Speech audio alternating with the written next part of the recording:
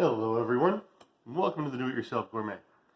Today, we're going to be cooking white Italian squash, or white Mexican squash, depending on how you know it from, or possibly even depending on where it's grown. The first step is to check out the ends and take off the top there, and the end there, and that will help any bitterness from spreading. And do that on this one as well. Right there next to the line is usually good. Sometimes if you get them really fresh, they do say stay sweet and you can leave that bit on, but most times at the store that's not quite the case. Now you're going to take it right in the middle, slice it down long ways, and expose the center, because that is how we're going to cook them this time. I mean, you could cut them into rondelles or into quarters, and we'll get to that at some point, but for this we're taking them right down the center with a nice push, exposing the middle, and then we're going to take them onto the stove with a preheated pan with 3 tablespoons of olive oil and a nice dusting of salt, probably about a teaspoon and a half, so that it soaks up the flavor. Alright, and now we are back. We have ourselves a pan that has been heating over low heat for about 3.5 minutes. Now, heating the pan over low heat, to me it allows the oil to get a little warmed up before it gets super hot. That way you don't take it from 0 to like 120 miles an hour, so to speak, extra fast. And now that you've had it pre-warmed, you can turn that fire up to almost a high, and we're going to put our 1.5 tablespoons of salt, so that way when we put down the squash, it'll go right into a nice medium that's already been salted and saturated inside of the olive oil. Now remember, depending on what kind of oil you use, you want to make sure and not exceed the smoking point of the oil, because then oil just doesn't do good things.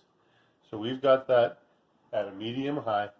We're going to turn it up to a high, and it's time to put the squash in. And we're going to do so kind of gingerly. We're going to put them with the bulbous end towards the middle, so that way the bigger ends cook first.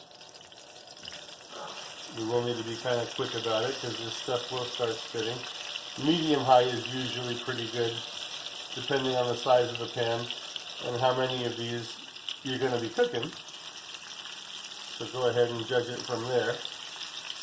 But I've got a nice bunch of these to cook today, and in doing so, we're going to show you how to rotate the order, move them around, so that by the time it's done, they're all nice and evenly cooked. Now you start, give it a good shake, and this is where you can start adding in a little bit of early herbs and spices, some of the harder spices, peppercorns if you wish. Don't add in the garlic just yet, or the garlic powder, depending on which you prefer to use. But do go ahead and give them a nice mix. Make sure and rotate the pan around every now and again as it's moving on that medium high. That'll give you a nice crispy brown on the bottom, a golden brown that is, not a too toasty brown.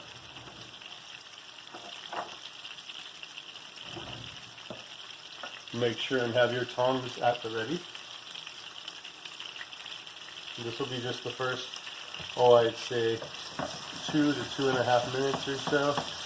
And at that point, you're going to want to turn them over and get them coated on the other side. And you may even consider turning the heat down about midway through to let them steam nice and slowly once they have been seared. Now let's take a look at what we've got going on here. Probably won't have much marking yet, but we will have a nice oil coating. That's a good sign so far. We're going to take these and get the oil moving around them nice. Instead of flipping them over, we're going to let that oil soak around towards the edges and kind of rise up and get the skin a bit so that it starts sealing in there too.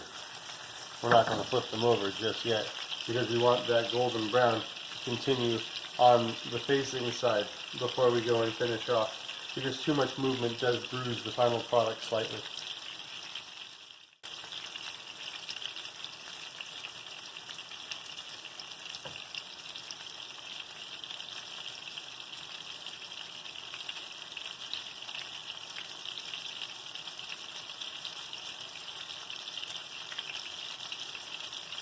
and this is where you play with the fire a little bit. Maybe take it a little higher, a little lower, depending on how your batch is cooking. Make sure and keep that motion so that the oil stays nice and hot throughout. Don't lift it too far off the fire because then that will cause the oil to get less hot. Now we start to have the searing. We're going to flip it over for a little. That way when we finish it, we'll finish it on the face side, and that will give us a chance to leave that final golden brown towards the very end. See, it's even starting to come up a little bit. We don't want it too much yet. And we take care of that back side.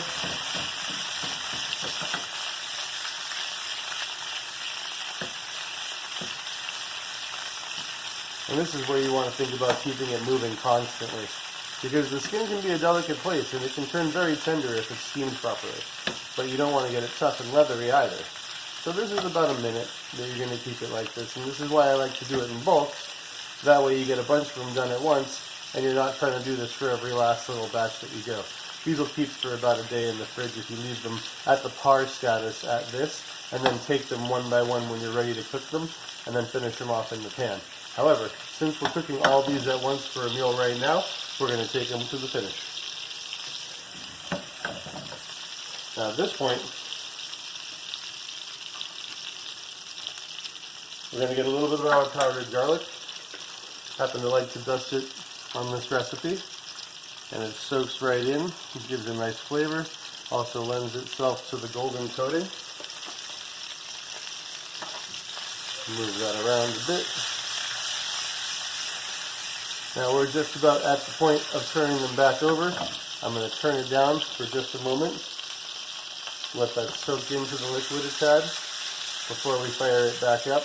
That's just a medium-low, almost to the low. There we go. You can hear it calming down, starting to absorb nicely. This is the moment where we take a second to clean the area a bit. Makes cleanup at the end a good deal easier. There we go. And that'll start to cause the skin side to look nice and toasty. We're going to flip those over, and then we're going to get back to putting that heat up to a medium high. Not a complete and utter flaming high, but a nice medium high to finish them off with. And that'll leave the oil good and delicious for adding to any bases that you might have with it. Would that be, rice or any kind of starch that you want to put it over? Or even mixing it in with the salad dressing if that pleases you for some kind of warm salad. And this is the finishing mile. We've got it here. It's got a good amount of moisture. We've got the fire up at almost a full high, just a hair under it because we don't want to scorch, to get that heat back up. And then we're dropping it down a tad. There we go. Keep it moving. Once we finish, we will take a little black pepper and crack it on the top.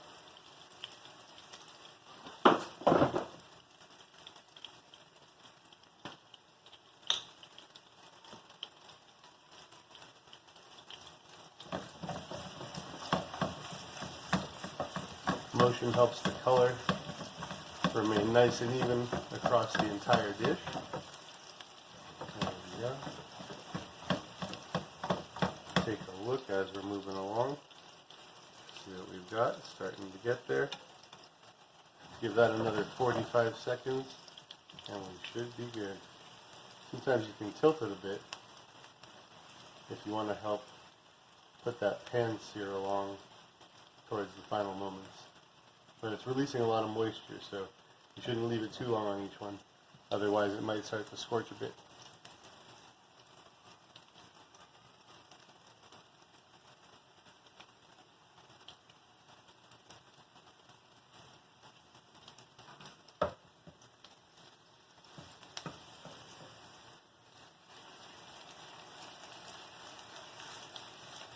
And there we go.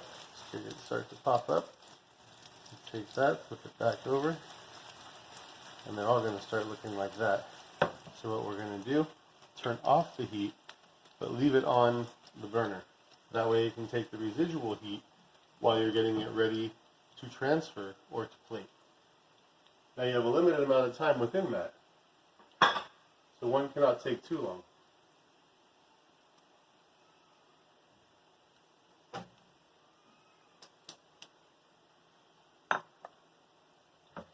But as we flip these over, boom, nice toasty, well sauteed. There it is. There it is. Nice. And that takes a little bit of the garlic on there and caramelizes it as well. And you can play with that as you see fit. And you take it, put it on your favorite dish, eat it as is. You know, grab a fork from the pan if you please. And there we have it, folks. Do it yourself gourmet. Thanks for watching with us. Stay healthy, stay safe. We love you. We'll see you next time.